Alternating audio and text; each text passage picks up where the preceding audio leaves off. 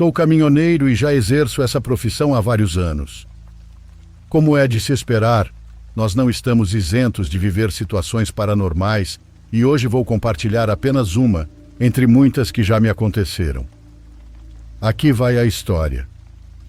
Nessa viagem em particular, eu tinha que transportar vacas. Nesse dia, precisei fazer o trajeto à noite por uma estrada que eu nunca tinha percorrido. Antes de iniciar, alguns colegas me deram um aviso. Disseram que naquela estrada eu não deveria parar por nenhum motivo e muito menos considerar dar carona para alguém, por mais que me pedissem. Eu disse para eles não tentarem me assustar, que eu já tinha muitos anos de estrada e que não conseguiriam fazer isso. Mas eles insistiram para que eu seguisse o conselho e garantiram que não estavam tentando me assustar. Pois bem, aconteceu que justo naquela estrada, de repente, vi uma senhora idosa me sinalizando para parar. Achei estranho, mas não sei explicar. Na mesma hora me lembrei do aviso que tinham me dado, então segui em frente. Porém, alguns minutos depois comecei a ouvir muito barulho na parte de trás, onde estavam as vacas. Tentei ignorar e continuei dirigindo, mas o barulho não parava, até que ficou impossível de ignorar. Desci do caminhão, fui verificar a carga e acendi a lanterna. No começo não vi nada de estranho, mas depois tive a ideia de contar as vacas e, para minha surpresa, notei que havia uma a mais. Não eram muitas, e eu as tinha visto quando foram carregadas, então identifiquei facilmente aquela que estava sobrando. No mesmo instante, para minha surpresa, a vaca falou e me disse: "Não me bata, eu só te pedi uma carona." Não estou mentindo, naquele momento senti um medo sem igual, tanto que acabei desmaiando. Por sorte, acordei depois na casa de uma senhora que morava ali perto.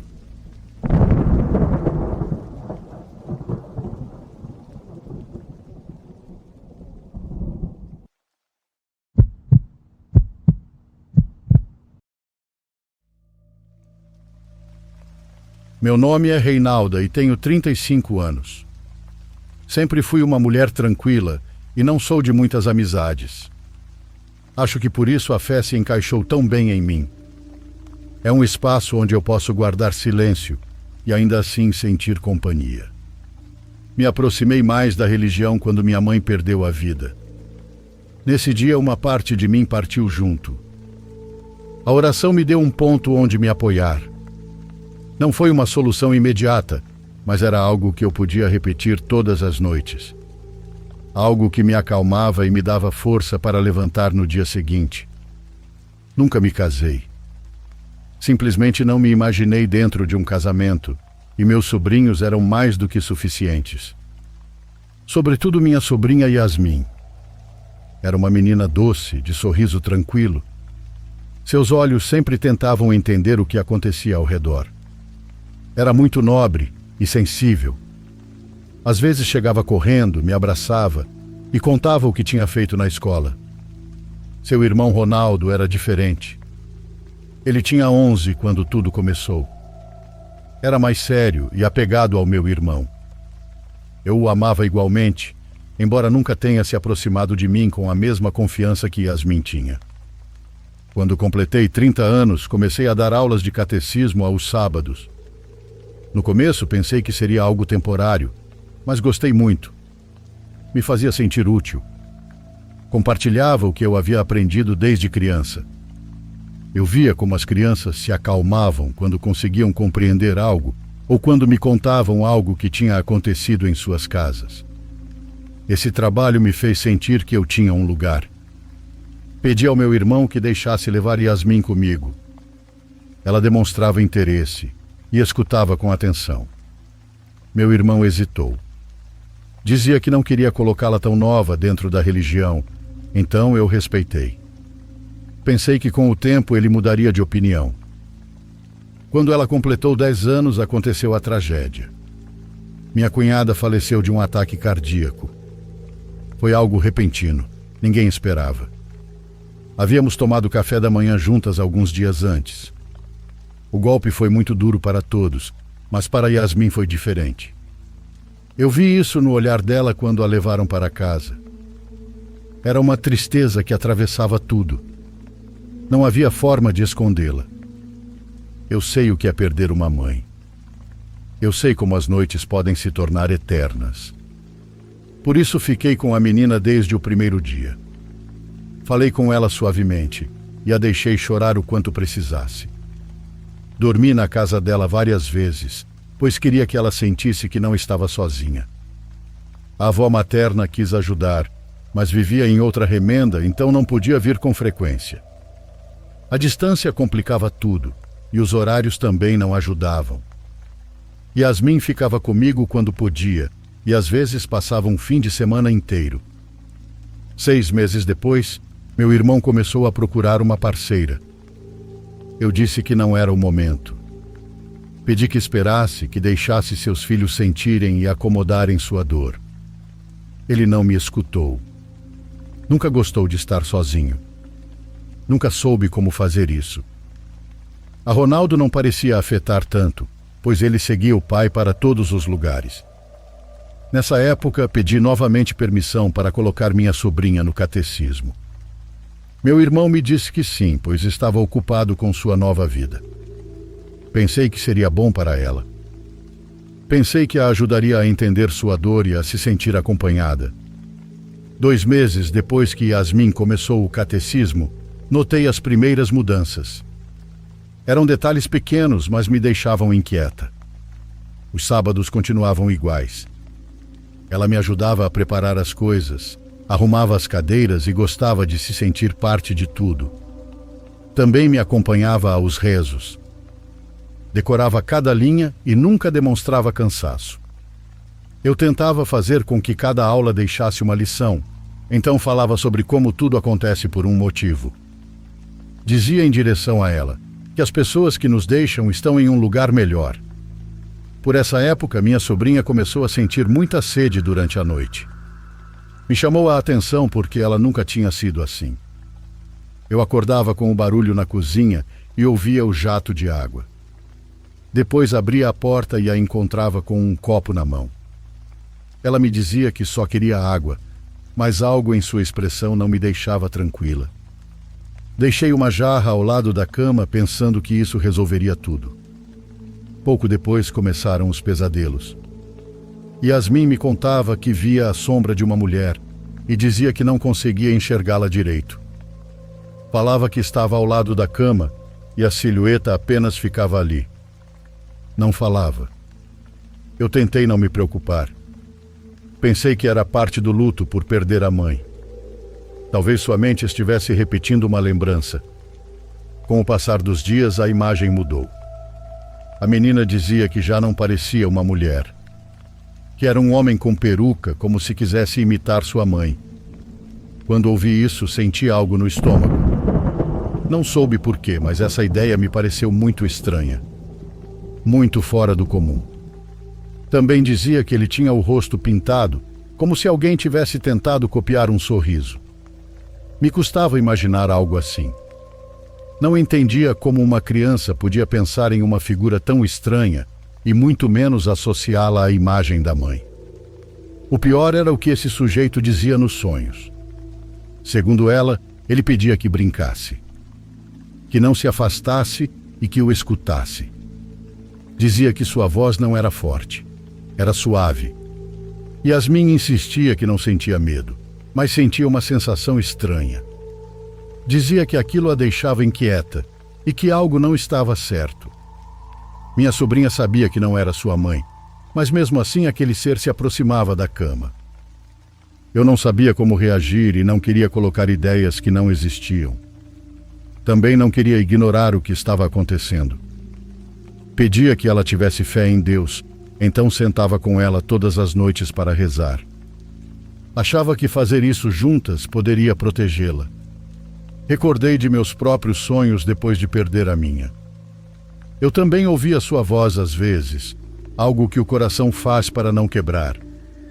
Meu irmão começou a me dizer que Yasmin dormia mal quando passava a noite em sua casa. Comentava que a menina acordava várias vezes, dizendo que ouvia chorar baixinho. Outras vezes dizia que a encontrava sentada na cama. Isso começou a preocupá-lo. Ronaldo também percebeu e tinha medo de dormir com ela no mesmo quarto. Dizia que a irmã falava dormindo e que respirava como se estivesse assustada. Uma noite, inclusive, ele saiu do quarto com pressa. Jurava que ela conversava enquanto dormia e não queria ouvi-la de novo.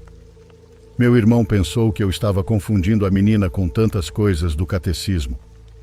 Me disse que não queria que a religião a deixasse nervosa, que não queria que crescesse com ideias que não compreendesse. Senti essa frase como se a culpa fosse minha. Disse que não tinha nada de pesado no que eu ensinava, mas ele não quis ouvir. Dizia que não encontrava explicação, que a menina já não era a mesma. Quando Yasmin ficava comigo, eu notava outras coisas. A menina buscava minha presença a cada instante. Entrava no quarto sem avisar e caminhava atrás de mim. Não queria ficar sozinha em nenhum cômodo. Era como se precisasse me ter sempre à vista. Às vezes, enquanto ela estava em minha casa, eu me sentia estranha ao me mover. Era uma lentidão nas mãos ou nas pernas que durava alguns segundos, como se o corpo apagasse por um instante. Nunca me tinha acontecido. Não sabia se era cansaço ou se tinha relação com a menina. Minha sobrinha quase não falava, apenas ficava parada ao meu lado, de braços colados ao corpo. Se eu me afastasse um pouco, ela largava o que estava fazendo e vinha atrás de mim. Não perguntava, não reclamava, apenas me seguia. A professora dela disse que às vezes a via pálida, como se tivesse passado a noite em claro. Eu também a via assim, sem ânimo. Meu irmão dizia que não sabia como ajudá-la e que a cada dia se sentia mais perdido. Também comecei a notar algo estranho na nova mulher do meu irmão. Nunca perguntava pela menina, não tentava consolá-la e parecia observar tudo de longe. E quando Yasmin contava o que sonhava, essa mulher apenas levantava uma sobrancelha. Havia algo no olhar dela que não me fazia sentir bem. Era uma energia pesada. Não sei como explicar, mas era uma vibração que se cravava nos ombros. Num sábado, durante a aula de catecismo, tudo piorou. Eu estava explicando um tema simples. Tínhamos as crianças sentadas diante das mesas, cada uma com seu caderno, e a sala estava em silêncio. Yasmin estava a poucos passos de mim, segurava um lápis entre os dedos, me olhava com muita atenção, mas seus olhos estavam como se estivesse prestes a chorar.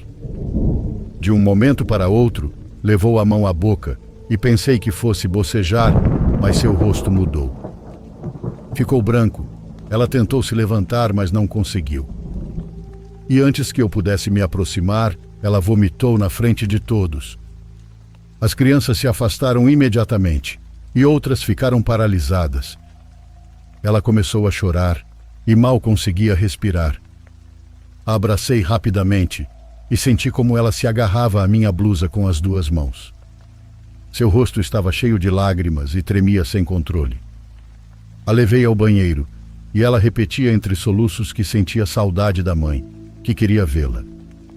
Quis dizer algo para consolá-la, mas não encontrava palavras. Na verdade, nenhuma parecia suficiente. Enquanto eu limpava o vômito, ela continuava tremendo. Decidi levar Yasmin ao posto de saúde. A examinaram com calma e disseram-me que estava tudo em ordem, que talvez fossem nervos ou estresse, nada mais. Garantiram que não havia sinais de infecção nem de anemia, mas algo dentro de mim não ficou em paz. Mesmo assim, procurei uma médica particular, pois não queria ficar com uma única opinião. Uma conhecida minha entendia de plantas e chás para os nervos. Preparou um chá suave para a menina, com plantas que ela mesma cultivava. Disse-me que eu falasse com Yasmin sem pressão e que a deixasse botar para fora o que estava carregando. Eu a ouvia sempre que tentava conversar. Sentava com ela na sala ou no seu quarto, e ela sempre voltava ao mesmo tema daquele homem de peruca que aparecia em seus sonhos. Jurava que ele a encarava fixamente, que sorria, Dizia que ele estava perto da cama e isso a inquietava. Com o tempo, começou a dizer que às vezes sentia ele no quarto, como se estivesse atrás dela. Essa frase me incomodou. Minha sobrinha jurava que por isso queria dormir comigo ou com Ronaldo quando estava na casa do pai. Dizia que não conseguia dormir sozinha, que se tentasse, sentia que alguém respirava perto dela. Numa noite contou isso chorando. Confessou que sentia que aquele homem a seguia, que estava com ela quando mais ninguém estava por perto. Não sabia o que ele queria e não entendia por que aparecia. Fiz o que pude para protegê-la como uma filha. O que mais me desconcertou foi que na missa ela ficava com febre e os olhos se fechavam. Ela sempre pedia para se apoiar no meu ombro. Quando eu a tocava, percebia que estava febril. Isso acontecia justamente na parte mais importante da cerimônia. 3 domingos seguidos. Não era normal, havia algo errado. Foi nessa época que me convidaram para dar aulas de catecismo em comunidades da Serra. Queriam levar ensinamentos às crianças com poucos recursos. Disseram que às vezes não havia quem fosse e que muitos evitavam subir por ser longe ou por causa do caminho difícil. Mesmo assim, aceitei. Achei que seria bom para mim e pensei também em Yasmin. Acompanhando-me, talvez ela tivesse uma mudança de rotina que pudesse distraí-la. As aulas aconteciam nos pátios de casas pequenas, algumas de madeira, outras de adobe. Às vezes dávamos aula sob a sombra de uma mangueira. Não eram muitas crianças, 5 ou 6 no máximo, mas ouviam com atenção.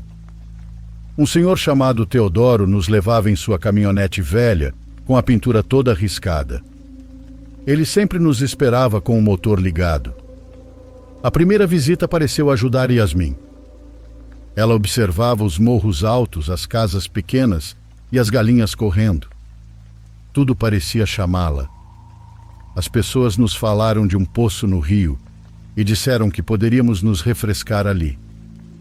Na visita seguinte fomos preparadas, então levei roupa limpa para nós duas. A ajudei a lavar o cabelo. A água era morna na margem e mais fria no centro. Ficamos um tempo ali, sem pressa. Ela movia as mãos e observava as pedras no fundo. Tudo estava normal até que notei que Yasmin olhava fixamente para entre as árvores. Seus olhos se moviam como se acompanhassem algo, de um lado para o outro, como se procurasse algo que mudava de lugar. Sua expressão ficou tensa e a respiração mudou. Não precisei perguntar para saber que algo estava errado. Olhei na direção para onde apontava, mas só vi galhos e sombra. Nada mais. O vento movia as folhas, o sol atravessava os vãos e nada parecia estranho. Ela se colou em mim, sem dizer uma palavra. Senti suas mãos procurando meu braço. Perguntou se eu já tinha visto o homem atrás da árvore grande. Dizia que ele nos espiava e que colocava a cabeça de um lado do tronco para nos ver melhor. Garantiu que usava a mesma peruca dos sonhos dela. Disse que ele sorria.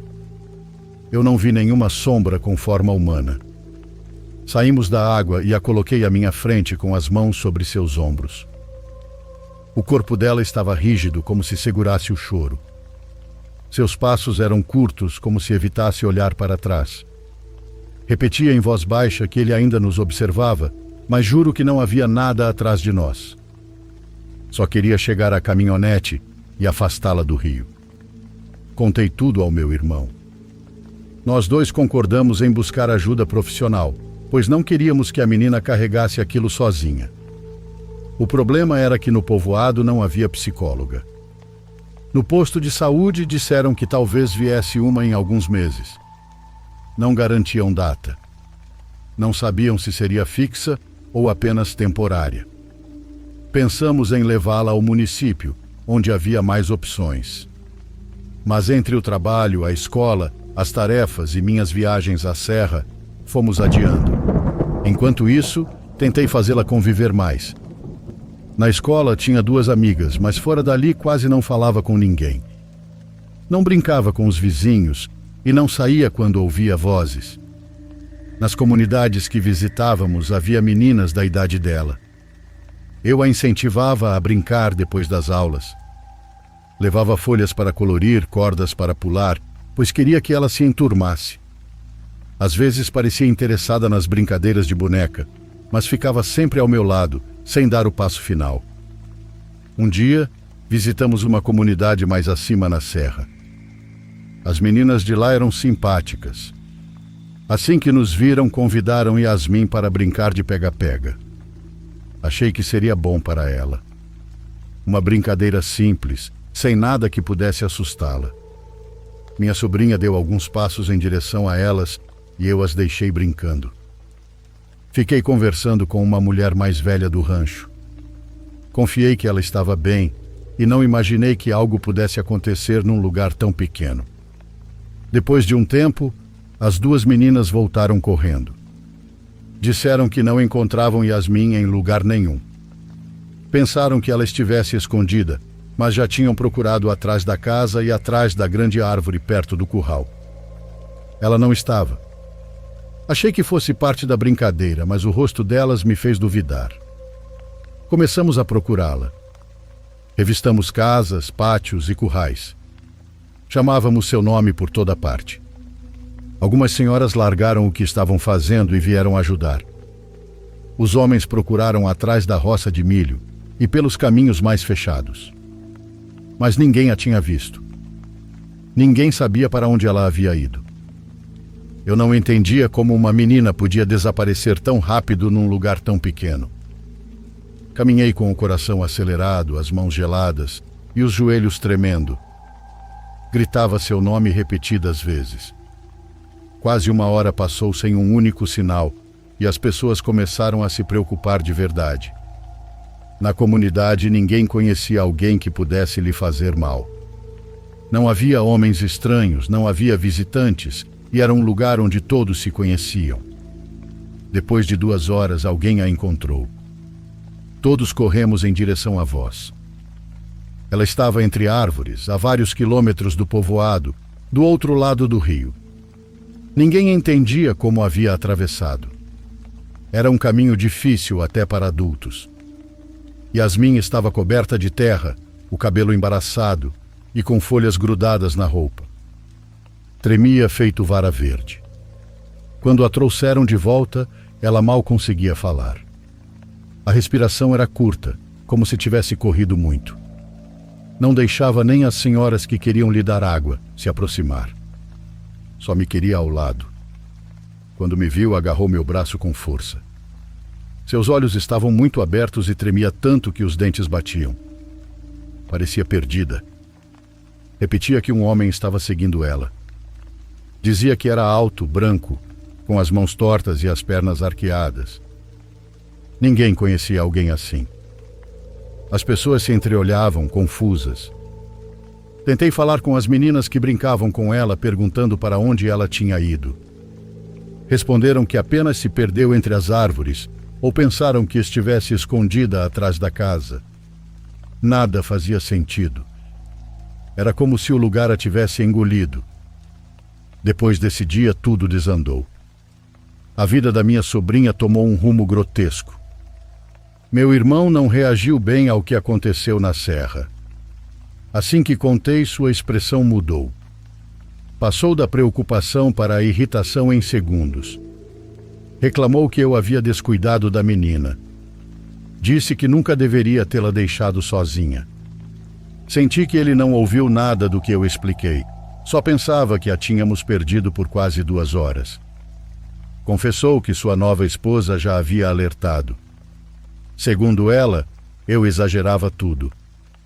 Dizia que eu enchia a cabeça da menina com tranqueiras. Disse que Yasmin era sensível e eu a sobrecarregava com histórias que não entendia. Ele não acreditou nisso no começo, mas agora estava assustado. A filha não dormia e dizia que via coisas no quarto. Acordava várias vezes, continuava adoecendo e vomitava sem motivo. Havia noites em que tinha febre e suava tanto que encharcava os lençóis.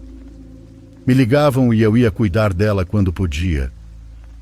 Cada vez que chegava, a encontrava mais fraca, mais calada, como se algo esgotasse suas forças pouco a pouco. Um dia me mostraram marcas nas costas dela. Eram linhas finas, quase roxas.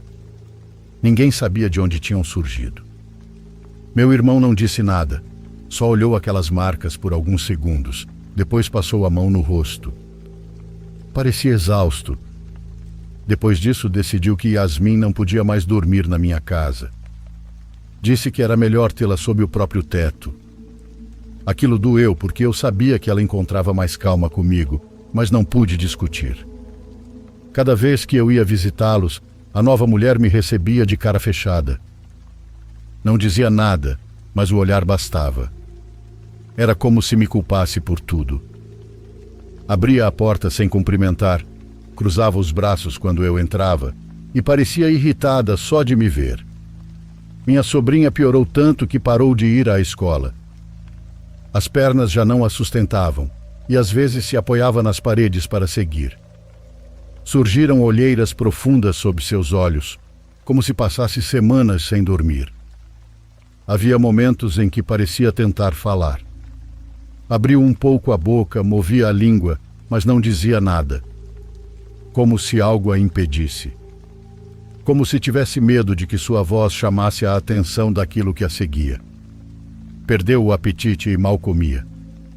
Eu preparava sopas quando podia, pois a nova mulher do meu irmão lhe dava caldos muito ralos, mais água que comida. Dizia que eram bons para o estômago, mas eu via a panela e sabia que aquilo não iria fortalecê-la. Meu irmão trabalhava o dia inteiro e voltava tarde. Não via quando a menina ficava deitada, sem forças. Não via sua respiração pesada, nem como fechava os olhos como se pesassem toneladas.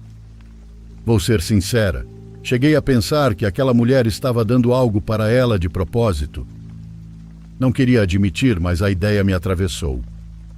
Havia algo no olhar que ela lançava à menina, uma distância, um incômodo, como se Yasmin fosse um peso. Eu não podia afirmar nada, mas a dúvida ficou grudada na mente por dias. E aquele não era meu irmão, não o que eu conhecia. Eu também suspeitava que algo dentro daquela casa pudesse estar afetando ela. Ainda assim, havia coisas que não combinavam com essa hipótese. O desaparecimento na serra, os sonhos que ela tinha e os detalhes tão claros e específicos. Havia algo vindo de outro lugar. Algo que não se explicava com uma mulher ruim dentro de casa. Era como caminhar por uma estrada que mudava todos os dias. Nada permanecia igual. Nada parecia estável. E o pior era ver Yasmin se apagar sem poder impedir. As senhoras que levavam os filhos ao catecismo começaram a me perguntar com frequência sobre ela. Não era raro quererem saber dos meus alunos, mas desta vez seus rostos tinham outra expressão. Não era curiosidade, era verdadeira preocupação. Uma delas me parou do lado de fora da igreja e me chamou pelo nome num tom sério. Disse que a situação da menina não parecia cansaço nem uma doença. Para ela era algo mais. Eu ouvi sem me mover. Seu modo de falar me inquietou. Ela usou a palavra possessão. Sussurrou como se temesse que alguém escutasse. Senti um nó no estômago. Fiquei calada porque não esperava aquilo vindo dela. Comentou que os vizinhos do meu irmão a ouviam chorar de madrugada e que seus gritos eram longos, como se pedisse ajuda. Continuou dizendo que meu irmão gritava de volta, mandando-a se calar. Insistiu que o melhor era tirá-la daquela casa. A convicção dela me abalou. Eu não queria acreditar que Yasmin estivesse sofrendo em um lar onde deveria se sentir protegida. Então afirmou que a nova mulher do meu irmão fazia bruxaria para ela. Disse isso sem hesitar, como se fosse óbvio. Senti o peito apertar. A senhora me lembrou dos rumores de que os dois andavam juntos antes de minha cunhada morrer. Aquilo me atingiu como um balde de água fria. Eu não sabia de nada. Não queria nem pensar. Expliquei que nunca dei atenção aos boatos. Então ela apenas me olhou e disse que entendia, mas que às vezes boatos tinham raiz, e que não devíamos ignorar sinais. Mesmo assim, as palavras dela ficaram comigo enquanto eu caminhava para casa. Não pela bruxaria, isso podia vir da crença de qualquer um no povoado. O que não conseguia tirar da cabeça eram os gritos. A ideia de Yasmin chorando de madrugada. Era verdade que meu irmão não tinha mais a mesma paciência, e isso me doía. Porque conheço meu irmão desde criança. Eu o vi ser um bom pai. Naquela tarde fui procurá-lo na oficina. Estava cheio de serviço, mas ainda assim pedi para conversarmos a sós. Caminhamos até o fundo. Ele cruzou os braços esperando algo desagradável. Perguntei por que levantava a voz para a menina. Disse que ela estava doente e não era justo cobrar dela quando mal conseguia caminhar. Ele respondeu tenso que já não sabia o que fazer. Que ela não dormia, não comia e chorava sem motivo. Disse que ele também tinha direito de se cansar. Nervosa, sugeri que a levasse para uma limpeza espiritual. Não sei por que disse aquilo, mas só queria que ele fizesse algo. Talvez porque eu já não sabia para onde ir. Ele se irritou. Disse que eu sempre enchia a cabeça dele com ideias, que queria paz, não rezas ou limpezas. Respondi que se ele não a queria ali, eu poderia recebê-la e cuidar dela. Que eu dava conta. Minha voz tremeu e eu o via se agarrando ao próprio ego, incapaz de enxergar a filha. Na madrugada do dia seguinte, alguém bateu na minha porta com desespero. O barulho me despertou de repente. Pensei que fosse uma emergência médica ou que algum vizinho precisasse de ajuda imediata. Levantei sem pensar, com o coração acelerado enquanto caminhava até a entrada. Ao abrir, reconheci o marido de uma senhora que frequentava a missa aos domingos. Era um homem tranquilo, mas naquela madrugada estava pálido e respirava de forma agitada. Disse que eu precisava tirar Yasmin daquela casa agora. Algo grave havia acontecido durante a madrugada. Não entrarei em detalhes de tudo o que ele relatou, pois algumas coisas eu não quero lembrar. Mas ele contou que os vizinhos ouviram a menina gritar como se estivesse sendo perseguida. Gritos no meio da rua, como se corresse sem direção. Depois ouviram batidas fortes contra uma parede. As pessoas saíram de suas casas pensando que era uma briga séria ou um acidente. Ele disse que Yasmin saiu correndo pela porta com os pés cheios de terra, gritando sem sentido e com os braços estendidos para frente. Movia o corpo de um jeito estranho. O pai dela correu atrás gritando para que parasse, mas ela não respondia. Não olhava para trás. Não reconhecia sua voz. Não repetirei como meu irmão a colocou de volta dentro de casa, pois não quero lembrar como me descreveram aquilo. Só sei que ele a segurou com força demais, como se tentasse deter um animal. Os vizinhos intervieram porque ele estava machucando a menina.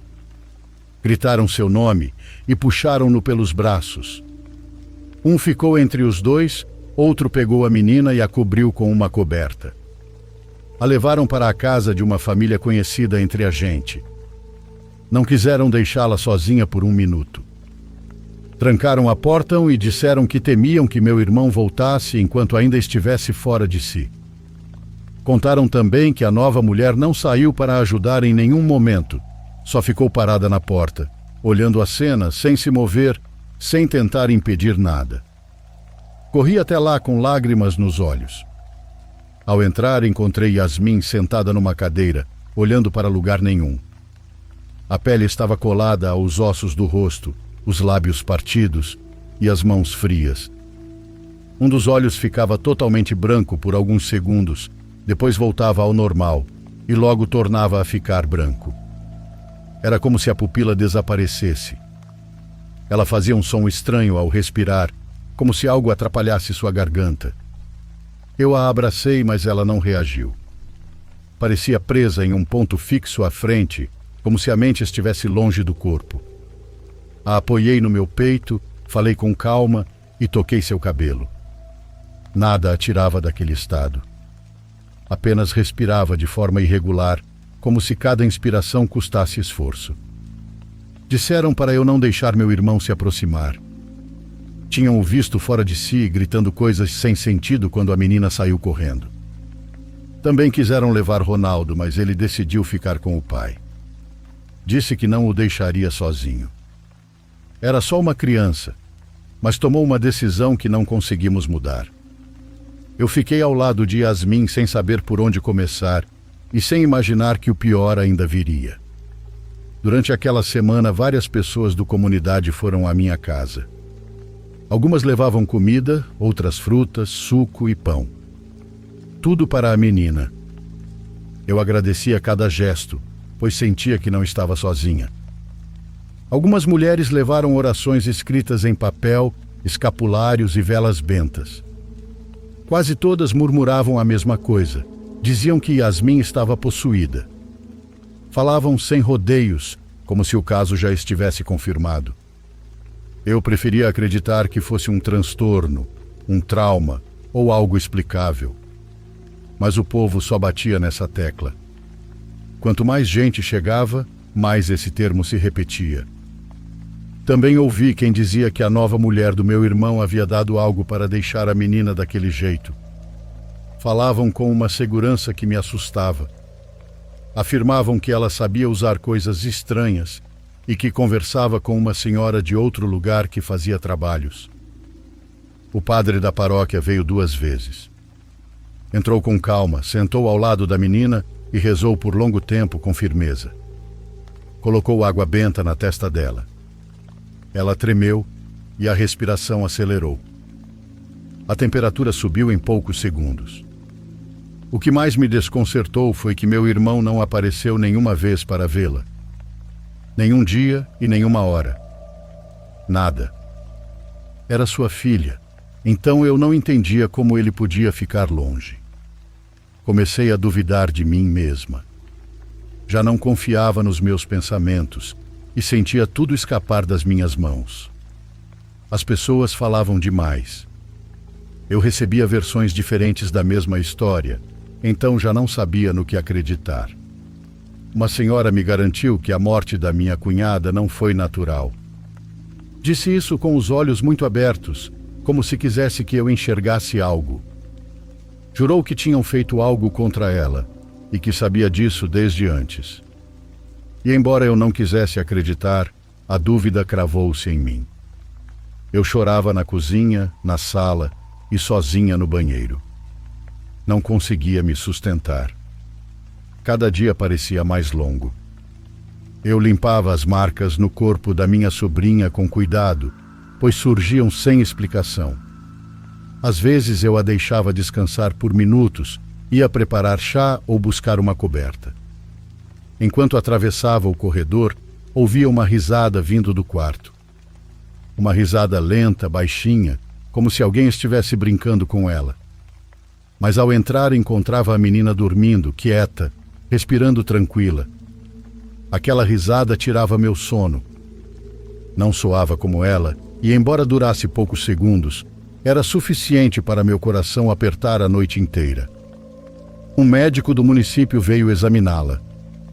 Sentou-se ao lado dela e, quando abriu sua boca, anotou manchas escuras na gengiva. Disse que parecia um tipo de bactéria. Falou como quem via algo estranho pela primeira vez. Eu sentia que não tinha controle de nada.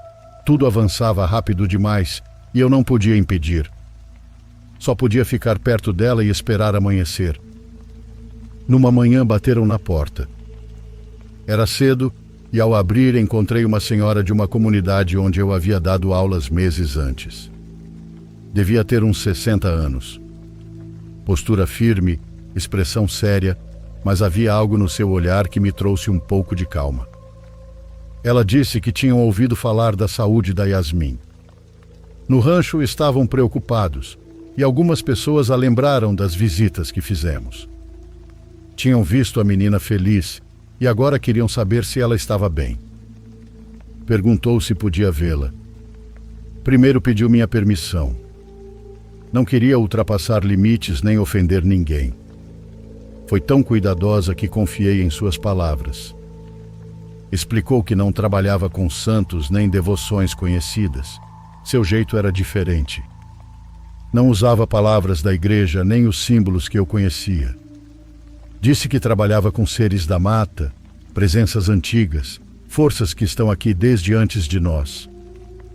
Eu já não tinha forças para dúvidas, só queria ver minha menina bem. Disse que não importava de onde viesse a ajuda, que se pudesse fazer algo por ela, que fizesse sem pensar duas vezes. A senhora assentiu. Não prometeu nada, apenas disse que tentaria entender o que estava acontecendo. Entrou no quarto onde ela estava e ficou ao lado dela por alguns minutos, observando. Yasmin não virou, não falou, mas senti que percebeu a presença da mulher porque sua respiração acelerou. Depois, a senhora saiu comigo para o corredor. Disse que minha sobrinha tinha um trabalho muito forte em cima dela, mas não era algo feito diretamente para ela. Aquilo me confundiu. Eu não entendia como algo não dirigido a ela poderia afetá-la. Comentou que a morte da mãe abriu uma espécie de janela. A menina ficou exposta desde quando a mãe ainda estava viva. Quando a mulher faleceu, aquele vazio ficou completamente aberto. Algo escuro aproveitou esse espaço e entrou na vida da menina sem avisar. A senhora disse ainda que havia alguém que tinha trazido má sorte e más intenções para dentro da família. Não era algo dirigido a mim em particular, mas a todo o ambiente. Alguém que não queria meus sobrinhos, nem a mim, nem a lembrança da mãe das crianças. Naquele instante pensei na nova parceira do meu irmão. Não precisei dizer em voz alta, o pensamento apenas surgiu. Todas as vezes em que ela me recebeu com má cara, seu distanciamento, a falta de interesse por Yasmin, tudo se conectou de repente. Eu não entendi muito no começo. Era informação demais, e eu carregava dias inteiros de medo. A senhora disse que às vezes a fé ajuda, que as orações sustentam os fracos, que a luz e a reza protegem. Mas também disse que há ocasiões em que as pessoas agem com maldade, que algumas sabem ferir e que isso pode trazer consequências que ninguém imagina. Suas palavras não soavam como superstição. Não eram um conto. Havia uma certeza em sua voz. Infelizmente, minha sobrinha perdeu a vida. 2 semanas antes de sua partida, trabalhávamos diariamente com a senhora da Serra. Ela vinha todas as tardes e se sentava ao lado da cama.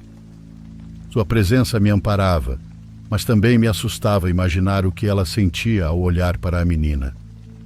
Eu a ajudava a banhar, movia seu corpo como se fosse de vidro, temendo machucá-la sem querer. Às vezes a água morna relaxava seus braços. Outras vezes ela se tensionava, como se algo a assustasse. Mas eu continuava, dia após dia, buscando apenas alguns minutos de alívio para ela. Houve dias em que parecia despertar mais tranquila. Sentava-se e nos observava. Às vezes movia os dedos como se quisesse apontar algo, mas não concluía o gesto. Eu me prendia a cada sinal. Aquelas pequenas movimentações se tornaram minha única esperança. As manchas escuras na boca dela diminuíram. Não desapareceram, mas deixaram de parecer tão profundas. Acreditei que seu corpo respondia, que lutava e que algo dentro dela ainda tentava permanecer aqui. Seus olhos voltaram a ter um brilho leve. Em algumas ocasiões, levantava o olhar como se reconhecesse o quarto. Quando tinha forças, dizia que queria ver a mãe. Falava devagar, num sussurro, e depois ficava em silêncio. Só repetia isso quando podia. Por isso acreditei que melhoraria.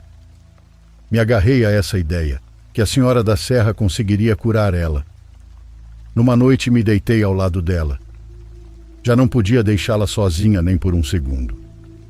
Sentia culpa ao fechar os olhos, mas meu corpo não respondia mais.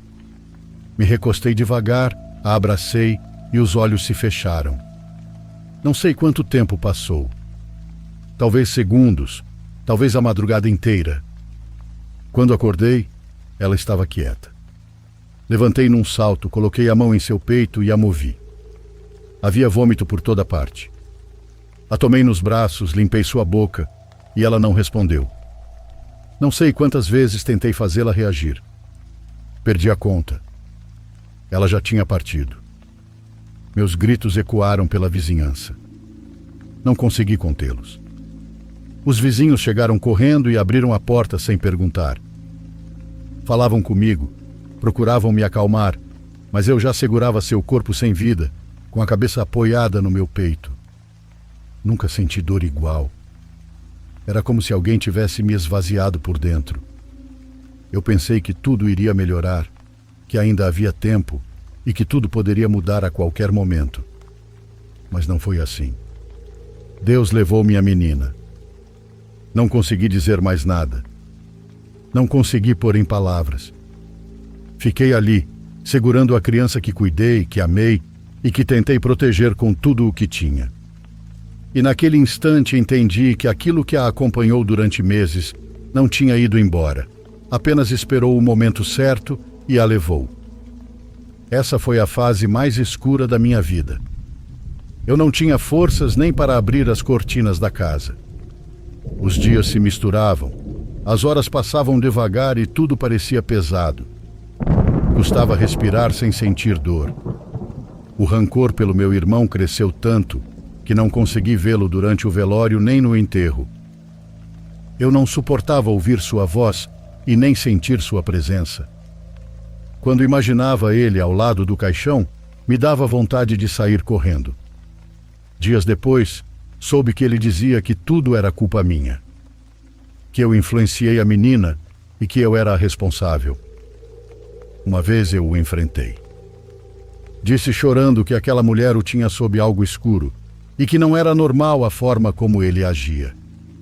Ele explodiu. Gritou, ficou vermelho e a defendeu como se sua vida dependesse disso. Me acusou de inventar coisas e de causar divisão. Suas palavras me atravessaram como pedras. Eu não entendia como ele podia defender aquela mulher, alguém que nunca mostrou carinho por Yasmin. Depois desse encontro, fiquei sem voz, sem força e sem vontade.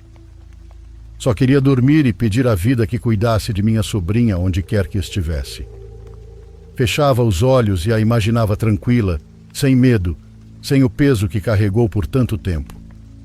Esse pensamento era o único que me dava alguns minutos de descanso. O povo se uniu à minha dor. Senhoras, jovens e até pessoas que eu quase não conhecia chegaram com flores. Essa união inesperada arrancou de mim lágrimas que eu nem sabia que ainda tinha. A igreja também esteve comigo. O padre falou de Yasmin como se a conhecesse a vida inteira. Mencionou sua nobreza e seu jeito de observar tudo.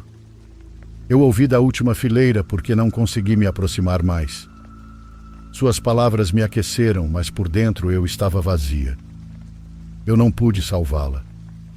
Eu tentei com médicos, com padres, com curandeiras, com tudo o que tive. Não houve noite em que eu a deixasse sozinha. Não houve dia em que eu não buscasse um novo caminho, ou alguma porta aberta. Juro pelo que mais amo, que nunca deixei de lutar por ela.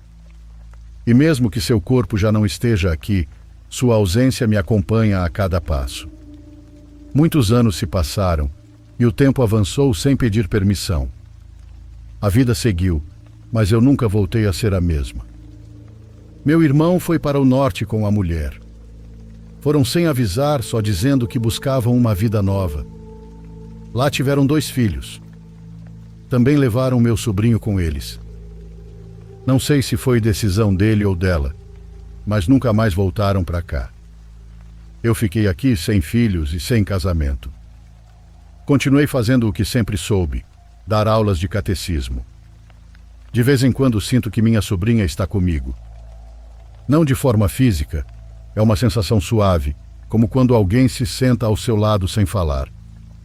Às vezes acontece quando preparo as folhas de oração ou acendo uma vela. É como se sua presença ficasse comigo por alguns segundos.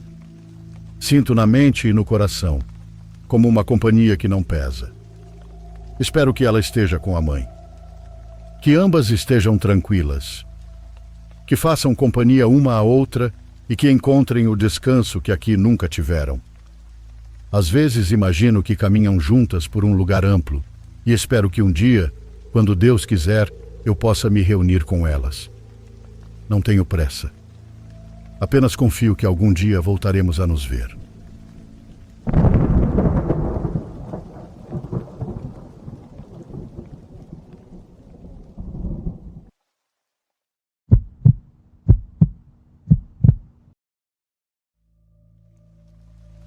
Sei que muita gente curte terror psicológico real, então aqui vai minha história. Eu estava em uma viagem de carro basicamente da costa leste até a costa oeste dos Estados Unidos. Eu tinha planos de encontrar alguns amigos, mas também estava fazendo a viagem por diversão. Eu tinha toda a rota planejada, mas no meu terceiro dia dirigindo, entrei em uma parte da estrada que estava em obras pesadas. O aplicativo de mapas me avisou que havia um bloqueio mais à frente e mandou eu sair da rodovia e pegar uma estradinha de mão única que passava bem ao lado da rodovia. Logo de cara eu notei que nenhum outro carro estava saindo junto comigo. Todos estavam virando e indo para outro caminho. Mas eu imaginei que era só porque eles estavam indo em outra direção mesmo. Talvez tivesse uma cidade grande para aquele lado ou algo assim. Eu não sabia, porque não conhecia a área. Eu não estava preocupado, porque o mapa me mandou ir por ali, e a estradinha era praticamente paralela à rodovia de qualquer jeito. A única diferença era que era menor e tinha limite de velocidade mais baixo. Acho que entrei nessa estrada por volta das 7 da noite, então já estava escuro. Vale mencionar que essa viagem era no começo do inverno, e estava nevando um pouco nesse trecho.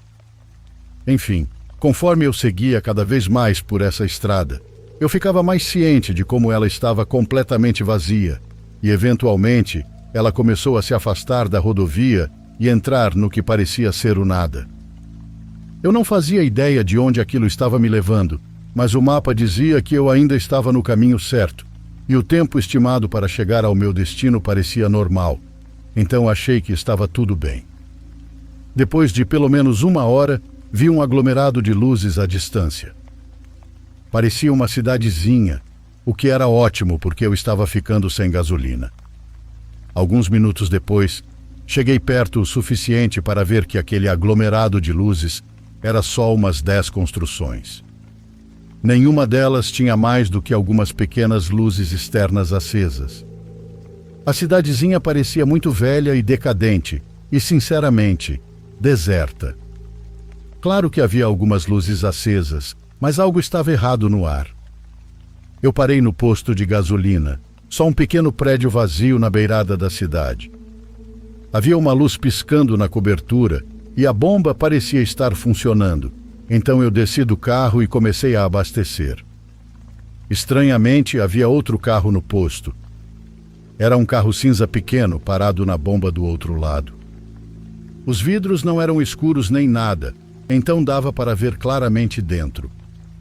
Parecia cheio de coisas, como malas e tal, tudo indicando que também estavam em uma viagem. Mas não tinha ninguém dentro.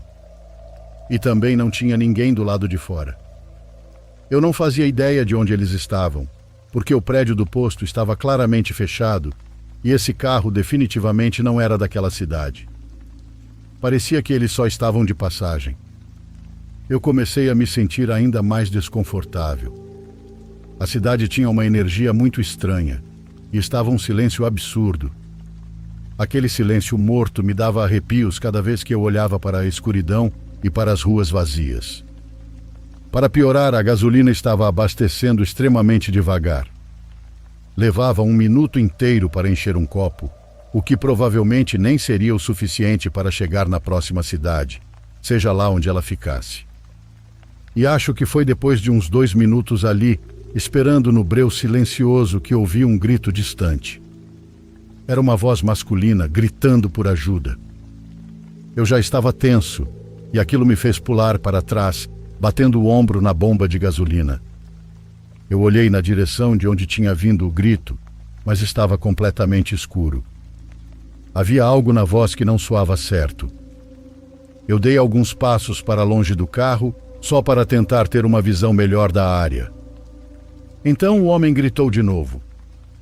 Dessa vez ele estava muito mais perto, como se estivesse em algum ponto da escuridão logo ali ao redor do posto.